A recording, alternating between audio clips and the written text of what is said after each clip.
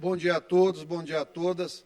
Nesse primeiro mandato, hoje sendo o último pronunciamento, o sentimento claro que a gente tem é de dever cumprido.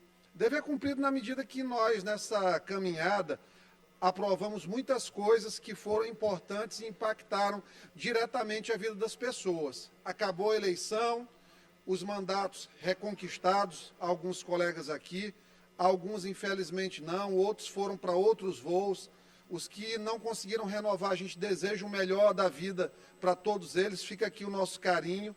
E aos que foram para outros voos, nós desejamos êxito na jornada, que façam bons mandatos em outras esferas aí de debate político. Ontem nós conseguimos aqui na Assembleia aprovar a lei que limita em 10% a taxa de conveniência na venda antecipada de passagens. Esse projeto foi proposto no dia 6 de dezembro. E, felizmente, a MOB, nesse período, ela apresentou, seguindo a nossa sugestão, uma portaria, já baixando para os 10%. De toda forma, fica aqui um projeto de lei, não apenas para o ferry-boat, mas para o transporte rodoviário intermunicipal também. Então, o mandato, ele serve para isso, para transformar a vida das pessoas. Muitas pessoas, às vezes, acham que a Assembleia Legislativa não está trabalhando, e está trabalhando sim. Reduzir aí R$30, R$40, R$50 numa passagem de ferry-boat é relevante na vida de quem se desloca para fazer uma audiência, para fazer um plantão. Tudo isso aí faz diferença na vida das pessoas. Cancelar um concurso público, levar um cancelamento de um concurso público, que estava com fortíssimos indícios de fraude, de infiltração por quadrilha, é extremamente importante, porque restitui a dignidade das pessoas. Suspender os prazos dos concursos públicos durante a pandemia, dando oportunidade a quem não foi nomeado, a quem gastou suas economias estudando, pagando cursinho, a quem largou tudo, muitas vezes até o local onde morava, para vir fazer curso de formação, e esse ano ter sido nomeado, graças a essa lei, também transforma a vida das pessoas. Descontos no período das mensalidades para as pessoas com autismo, TDAH, síndrome de Down. Ajudamos na redução das mensalidades no momento em que os pais e mães tiveram muitas dificuldades para cumprir com seus compromissos financeiros. Enfrentamos resistência.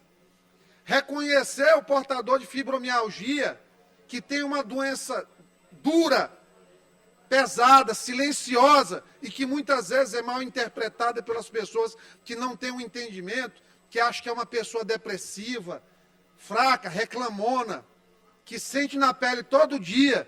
Reconhecer essas pessoas como pessoas com deficiência transforma a vida dessas pessoas também. Garantir a liberdade de quem estava sem liberdade de ir e vir, na sua própria casa, no seu comércio, no seu bar, no olho d'água, por uma ação autoritária de membro do Ministério Público, enfrentar isso é função do Parlamento. Faz diferença na vida dessas pessoas. Apresentar mais de 7.000 proposições, 190 projetos de lei, 37 leis aprovadas, dezenas de resoluções legislativas, a maior quantidade de PEC da história depois da Constituinte, é um mandato que busca representar a sociedade. Desmontar a quadrilha do criminoso magistrado de Caxias, que foi levado à aposentadoria compulsória, acabar com o reinado de crime bandoleiro que lá existia, com a coragem aqui de subir na tribuna, faz diferença na vida da aposentada, que tinha que pagar propina para o magistrado. Para quem sonhava em fazer medicina e tinha que desembolsar R$150 mil em busca de uma vaga. Defender todo dia os profissionais de saúde que lutam com toda a força, com toda a coragem, enfrentar um SUS que não remunera, que não devolve o trabalho que eles entregam, todo o tempo, muitas vezes, sendo taxado aí de subversivo ou de não base do governo anterior. Por 4 anos, nós fizemos a defesa aqui também. E agora a gente espera que o governo, mesmo a gente sabendo a bomba no orçamento que o Flávio Dino deixou para o Brandão, que encontre o caminho para regularizar o salário dos profissionais, porque eu sei que tem boa vontade do governador. Então, 4 anos de trabalho e muita coragem, que foi o que a gente utilizou, inclusive, como lema da nossa campanha. Porque não é fácil subir aqui todo dia e muitas vezes enfrentar o establishment, a velha política, os grandes caciques que se acham aí donos do Estado, os intocáveis, alguns que se acham intocáveis no judiciário, alguns que se achavam delegados e xerifes no Ministério Público. Nessa caminhada de 4 anos eu recebi retaliações, notas de repúdio. Nunca me acovardei. Nunca me acovardei. Porque a gente aprende de coragem, é dentro da casa da gente. Aprendi com minha mãe. Ontem ela me ligou preocupada, porque eu estava fazendo uma crítica à nomeação dos diretores aí da Polícia Federal, do novo ministro da Justiça. Ela liga chorando para eu não fazer isso, com medo de me matarem. Veja só, deputado Hélio, o que eles colocam na cabeça dos idosos, o que é que o establishment coloca? Que nós somos capazes de sermos mortos por falar, por fazer uma crítica a uma pessoa que é de carne e osso, como eu, o senhor, como deputado Arnaldo, Ariston, Glauber, Carlinhos Florencio.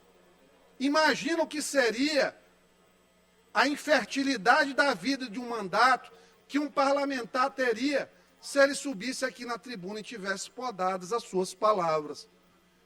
Fico pensando quão estéril seria a minha vida se eu não pudesse subir aqui e falar. Ir numa reunião com o governador e levar meu papelzinho para fazer conta, para mostrar o que pode ser aumentado de ICMS e o que pode ser aumentado da Vale. O que é que pode ser e deve ser retirado de ICMS para ajudar a população. E muitas vezes as pessoas simplesmente elas pegam rapidamente e dizem assim, é um doido. Olha, e se teve uma coisa que eu fiquei tranquilo nesses 4 anos, foi de conviver com essa frase, de escutar isso. Porque, de fato, quem pensa fora da caixa, quem não se curva ao que as pessoas querem, de apenas bater continência aos grandes senhores da política, de fato, é muito mais fácil dizer que é doido a dizer que ele tem razão. Mas a razão é sempre reconhecida. Quem caminha com a verdade não tem jeito de perder numa discussão. Porque a mentira ela é muito frágil. A mentira é uma gigante de pés de barro. E não tem nada como a água da verdade, que vai chegando ali devagarzinho, começa como marola e vai virando uma onda, para derrubar o gigante de pé de barro. Aqueles que são cínicos e vão para as redes sociais, para a TV, para dizer coisas que não são verdade, mas iludir. Porque se aproveitam de um povo pobre, de um povo que não teve acesso à educação, de um povo que não tem leitura, muitas vezes, para lutar contra a prisão, que é a ausência de conhecimento. Então, essa voz bem aqui, tentaram calar na eleição, perseguido desde o início, dentro do próprio partido, humilhado pela direção do partido, dizendo que ia fazer favor e me dar legenda. Como se não um bom deputado eu fosse. Como se eu fosse, assim, um excremento da política. Quem me critica? Alguém que nunca se elegeu vereador. Que o highlight da sua carreira política foi organizar para bater continência para o ditador assassino homofóbico tirano Fidel Castro. Receber com louros criminosos dentro do nosso país. Então, talvez para essas pessoas, eu seja um louco. É mais fácil a dizer que eu sou um corajoso, porque eu enfrento. E aqui no Maranhão, enquanto a minha bandeira do mandato estiver fincada, os avisos luminosos contra essa ocupação extraterrestre, porque isso aí não é o normal. O Maranhão é uma terra de liberdade. O Maranhão é uma terra de grandes escritores, de pessoas que foram mundialmente conhecidas pela palavra. A vida é combate. O maranhense aprende muito cedo aqui, no meio dessa pobreza, a lutar sempre. E eu sou filho de combate. Eu sou filho de uma mãe que me criou sozinha, que até hoje tem medo, porque nasceu no interior, cresceu no interior, onde as coisas eram resolvidas na bala. que muito cedo teve que assumir o papel, a função de pai também, e que sempre enfrentou, nunca se calou.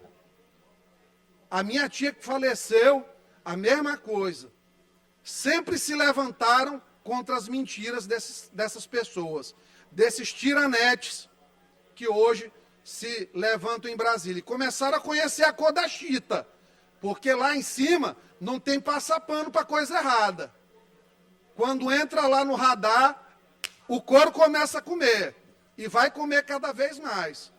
Porque é muito fácil, aqui no Maranhão, discursar para a plateia como um Rolando Lero. Dizendo o que quer, fazendo cosmética nos vocábulos, destrinchando vernáculo com ideias vazias.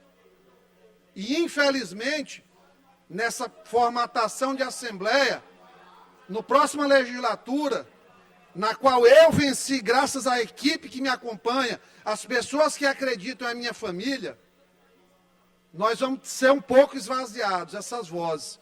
Fico triste do deputado César Pires não continuar.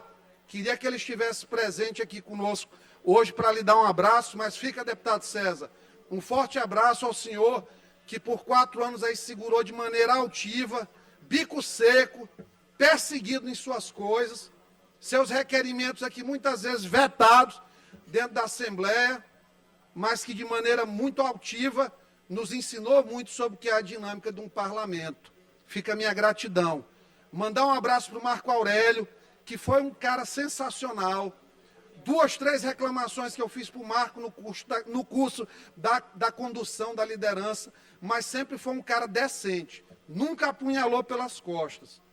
Tem, assim, o meu respeito, e foi uma das pessoas que eu mais me entristeci. Você e o César não tendo sido reeleitos foram tristezas para mim aqui nessa casa, porque você é um cara que faz diferença.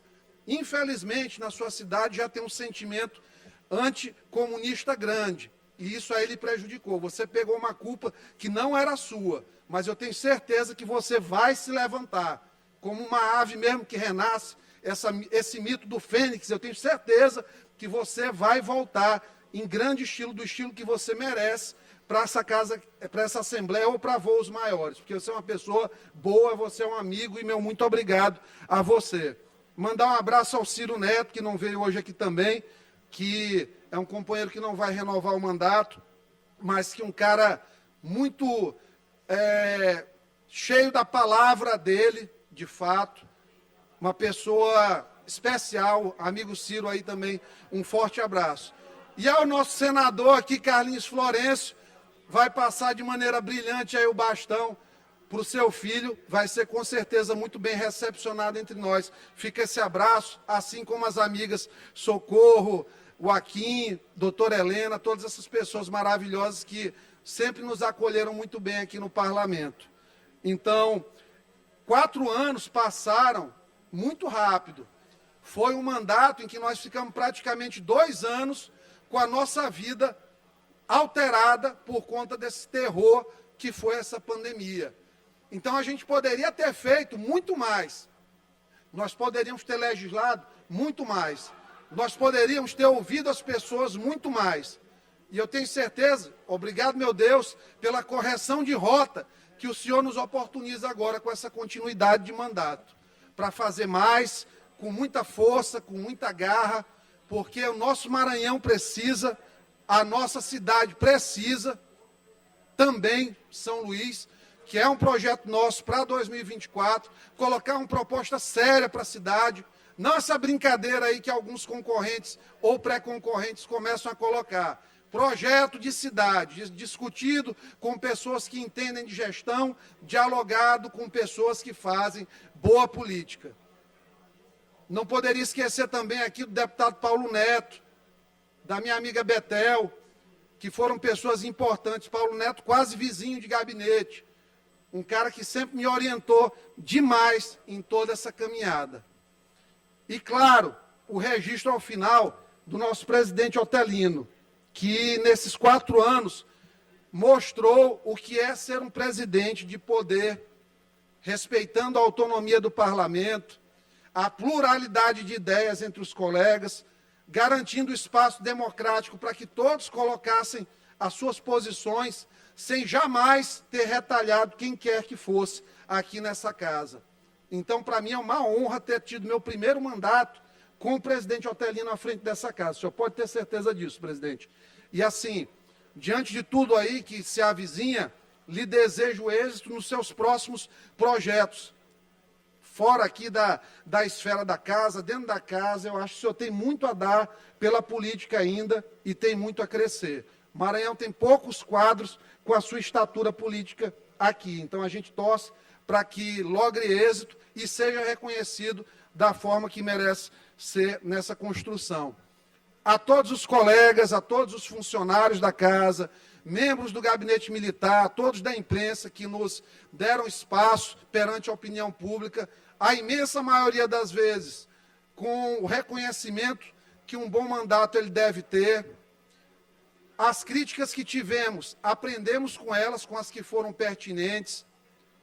As que não foram pertinentes, a gente absorve, porque faz parte do processo, e fica a gratidão, porque o menino na política que subiu aqui há 4 anos atrás, se tremendo de medo no primeiro discurso, com o discurso anotado, com óculos grande, cheio de preocupação, substituiu um deputado que hoje tem a tranquilidade de dizer que está disposto a enfrentar qualquer situação para o que é melhor para o estado do Maranhão.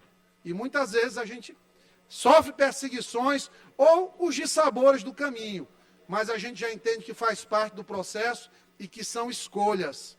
O que a gente projeta lá na frente, onde chegar, já tem certeza que vai acontecer, porque já coloca a visão no nosso caminho. Está nos olhos, assim, a gente sabe onde vai chegar e vamos para além da Assembleia. Vai chegar o momento e a construção está sendo feita. Nossa gratidão a todos que nos assistem agora e vamos aí continuar os trabalhos neste fim de ano. Muito obrigado.